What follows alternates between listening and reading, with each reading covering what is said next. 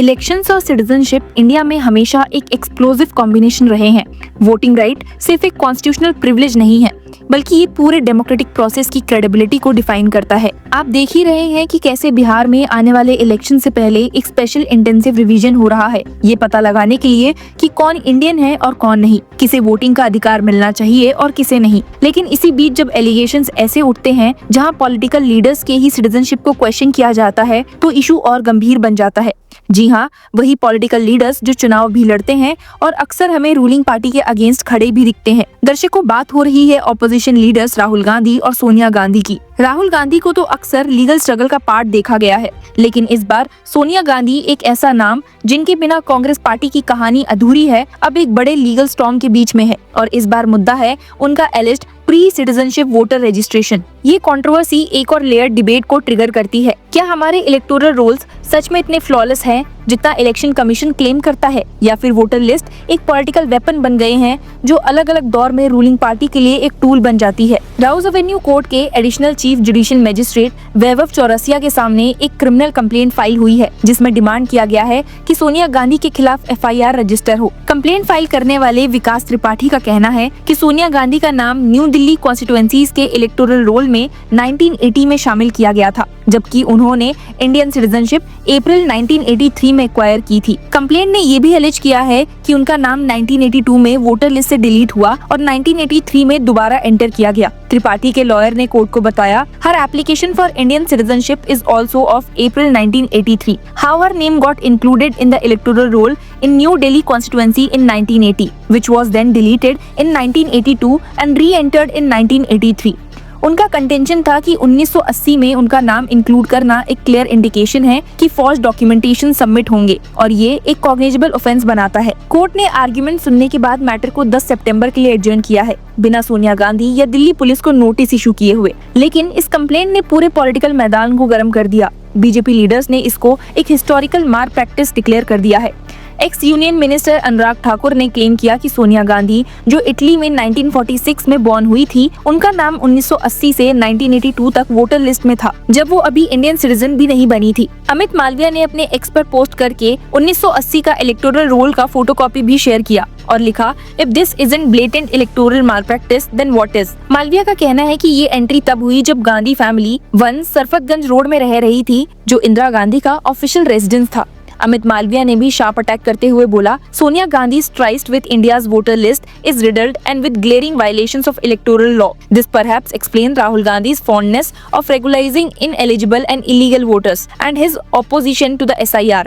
उनका एजर्शन था कि 1983 में दोबारा उनका नाम ऐड करना भी फ्रॉडुलेंट था, क्योंकि वोटर लिस्ट के रिवीजन का कट ऑफ डेट 1 जनवरी 1983 था। लेकिन सोनिया गांधी को सिटीजनशिप 30 अप्रैल 1983 को मिली, मतलब उनका नाम दोबारा भी एक इलीगल एंट्री थी। बीजेपी IT सेल चीफ ने इस बात पर भी सवाल उठाया कि सोनिया गांधी ने शादी के 15 साल बाद ही सिटीजनशिप क्यों एक्सेप्ट की। पॉलिटिकल स्लगफेस्ट में कांग्रेस भी पीछे नहीं रही है। तारिक अनवर ने मीडिया को क्लैरिफाई किया है that see the election commission is responsible. Sonia Gandhi did not say my name should be included in the voter registration list. In the end, it was the election commission that included her. उन्होंने ये भी कहा कि सोनिया गांधी ने कभी खुद अपना नाम रजिस्टर करने की रिक्वेस्ट नहीं की थी।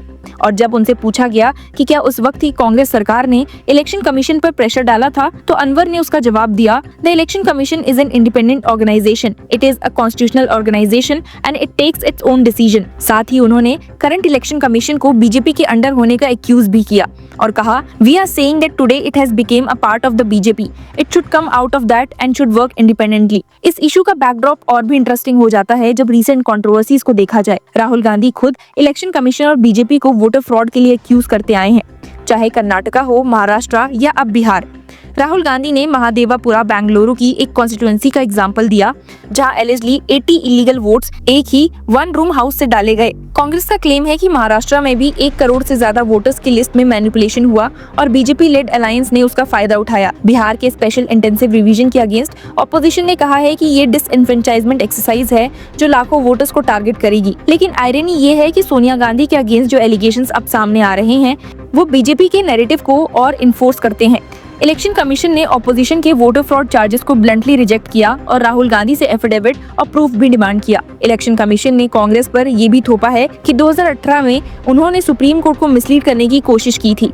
बीजेपी के लीडर्स ने इसे एक और एक्सक्यूज बताया कांग्रेस के रिपीटेड इलेक्टोरल डिफीट्स का। होम मिनिस्टर अमित शाह ने बिहार रैली में कांग्रेस को टॉन्ट करते हुए कहा, you keep losing elections after elections and now you are looking for an excuse for defeat even before this election. Legal aspect में सबसे बड़ा सवाल ये है कि क्या सोनिया गांधी के खिलाफ एफआईआर फाइल होगी। क्रिमिनल कंप्लेंट तो कोर्ट के सामने है, लेकिन अभी तक ना तो डायरेक्ट एविडेंस एस्टैब्लिश हुआ और ना ही किसी जुडिशियल फोरम ने इस मैटर को सब्सटेंशिएट किया है। इलेक्टोरल लॉ के हिसाब से वोटर बनने के लिए इंडियन सिटीजनशिप कंपलसरी है और अगर किसी ने अपने डॉक्यूमेंट्स फॉल्सिफाई किए हैं तो वो आईपीसी और रिप्रेजेंटेशन ऑफ पीपल एक्ट के अंडर पनिशेबल ऑफेंस बनता है। लेकिन अगर तारिक अनवर का वर्जन लिया जाए तो रिस्पॉन्सिबिलिटी इलेक्शन कमीशन की थी, जो अपने इंडिपेंडेंट अथॉरिटी में डिसीजन लेती है।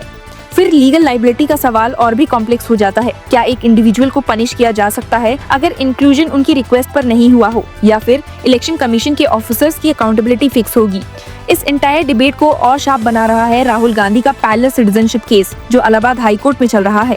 पिटिशनर ने नई वीडियोस और डॉक्यूमेंट्स प्रोड्यूस किए हैं और मिनिस्ट्री ऑफ होम अफेयर्स ने यूके गवर्नमेंट से ऑफिशियल क्लैरिफिकेशन भी मांगा है। सीबीआई इस मैटर की प्रॉब कर रही है और ये कोइंसिडेंस है या आयरनी जो भी हो कि सोनिया गांधी और राहुल गांधी दोनों ही एक ही वक्त में सिटीजनशिप लिंक लिटिगेशंस में फंसे हुए हैं। एक तरफ सोनिया गांधी पर एलिज इलीगल वोटर एंट्री का केस है तो दूसरी तरफ राहुल गांधी पर एलिज ड्यूल सिटीजनशिप का। इस एंटायर कंट्रोवर्सी का इम्पैक्ट अपकमिंग इलेक्शंस पर जरूर पड़ेगा। सोनिया गांधी की इमेज एक सीनियर स्टेट्स वुमेन की है। वो अब एक्टिव पॉलिटिक्स से थोड़ा हट गई है, लेकिन उनका नाम स्टिल कांग्रेस के साथ सिनोनिम्स में है। उनके खिलाफ लीगल प्रोसीडिंग्स चलना या एफआईआर रजिस्टर होना एक सिंबॉलिक झटका कांग्रेस के लिए होगा। साथ ही राहुल गांधी की सिटीजनशिप केस का पैरेलल चलना एक कंपाउंडेड नैरेटिव बनाता है कि कांग्रेस लीडरशिप खुद अपने कॉन्स्टिट्यूशनल लेजिटिमेसी के अंडर क्वेश्चनेबल है। अगर लीगल पर्सपेक्टिव से देखा जाए तो कोर्ट को डिसाइड करना होगा कि कंप्लेंट का मेरिट है या नहीं। कंप्लेंट में जो एलिगेशंस हैं उन्हें प्रूफ करना इजी नहीं होगा, स्पेशली जब मैटर 45 इयर्स पुराना है।